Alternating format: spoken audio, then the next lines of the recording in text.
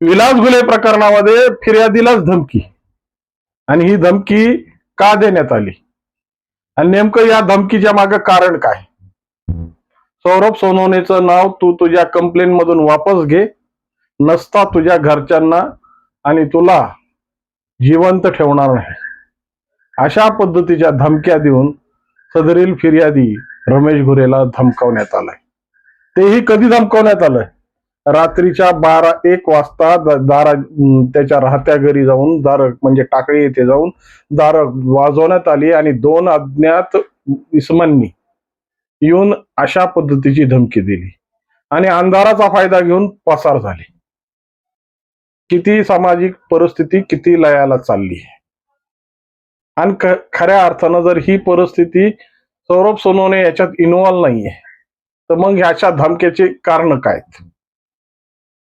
ही सगळी परिस्थिती आता पेचात येऊन ठेपली आहे आणि सगळ्यात पेचात अडकले ते पोलीस प्रशासन. कारण जवळपास 1 महिना उलटला तरी या प्रकरणातला जो मुख्य भूमिका आहे ती भूमिका समोर येत नाही.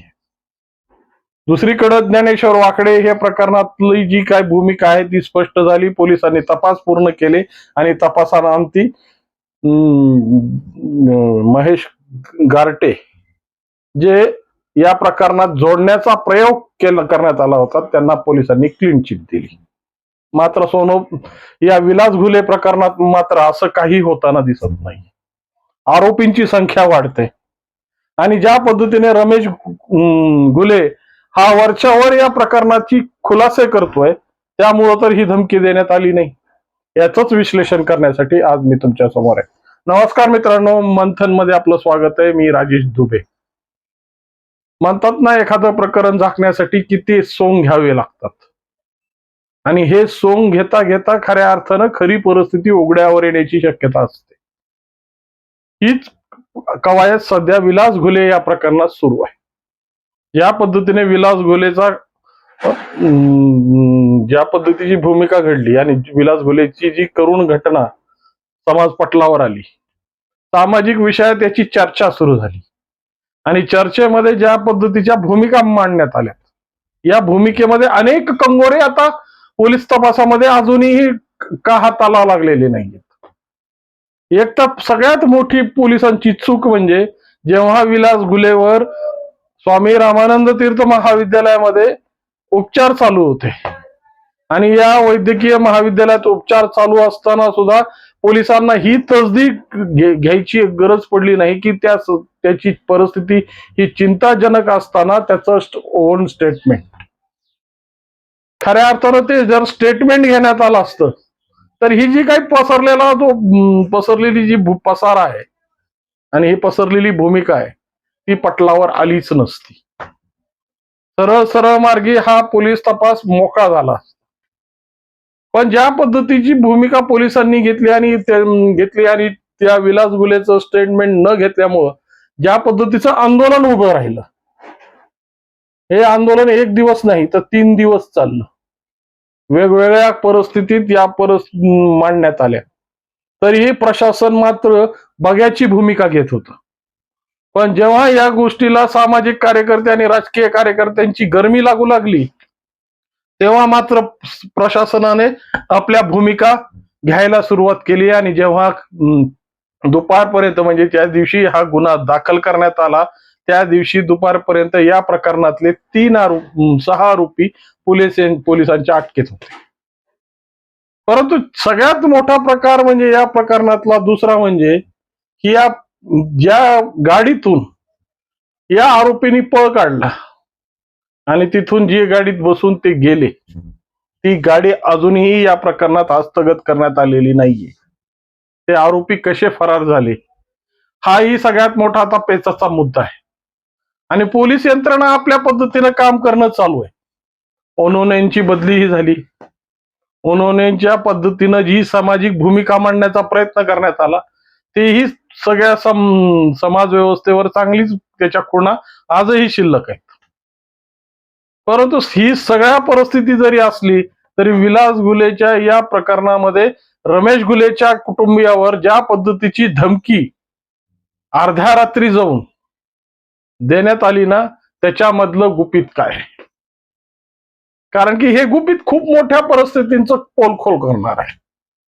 आणि ज्या पद्धतीने रमेश घुलेने या प्रकरणाचं SIT व्यतिरिक्त ज्या पद्धतीच्या भूमिका रमेश घुलेच्या आहेत, रमेश घुले हा वारंवार ज्या पद्धतीने SP साहेबांना भेटून रोज नवीन एक परिस्थिती मांडतोय, आता खऱ्या अर्थानं ज्या पद्धतीने मागच्या 3 दिवसा अगोदर या रमेश घुलेनी जाऊन SP साहेबांना ज्या पद्धतीचे CDR आणि जे काही फोन रेकॉर्ड्स जे सबमिट केलेत, त्यांनी बाहेर येऊन मीडियावर दावा केलाय आणि यांची कॉल रेकॉर्डिंग काढा.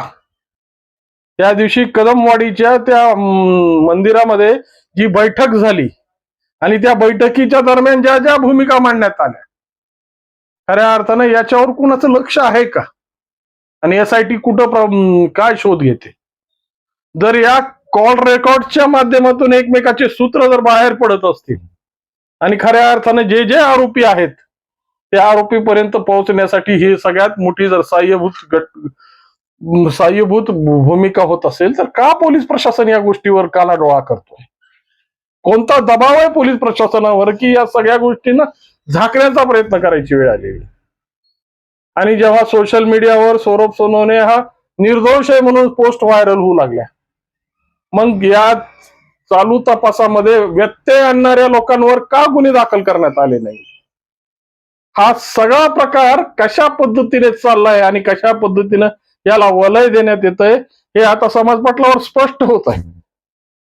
पोलीस प्रशासन फक्त बघ्याची भूमिका घेत आहे आणि ज्या भूमिकेमुळं सामाजिक परिस्थिती ही विकोपाला चालली आहे.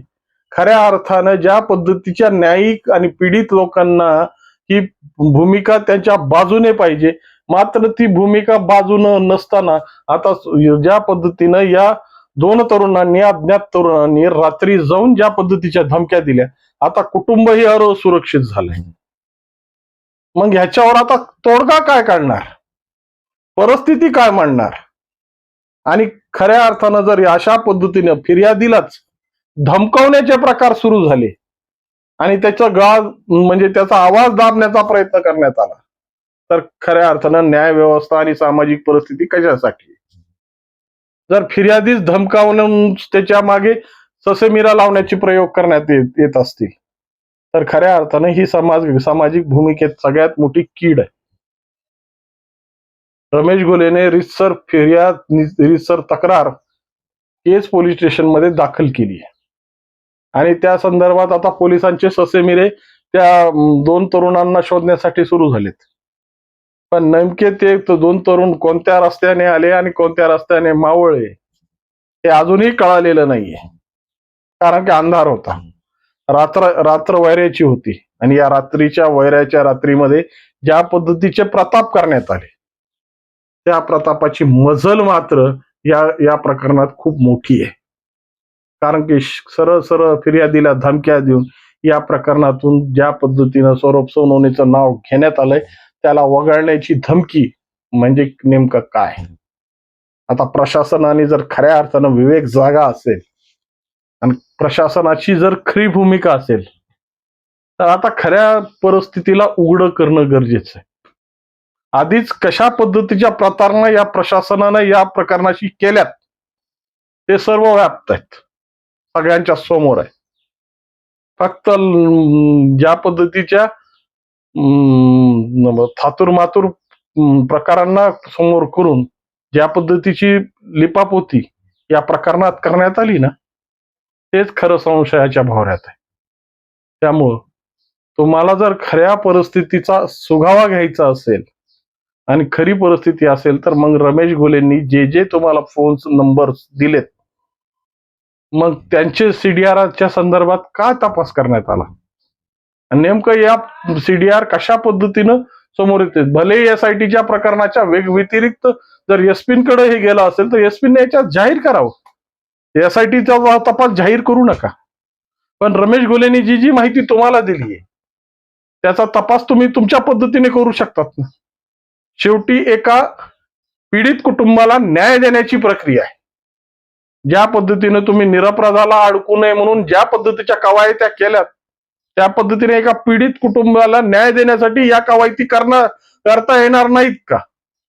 हा प्रश्न आता समोर येतोय.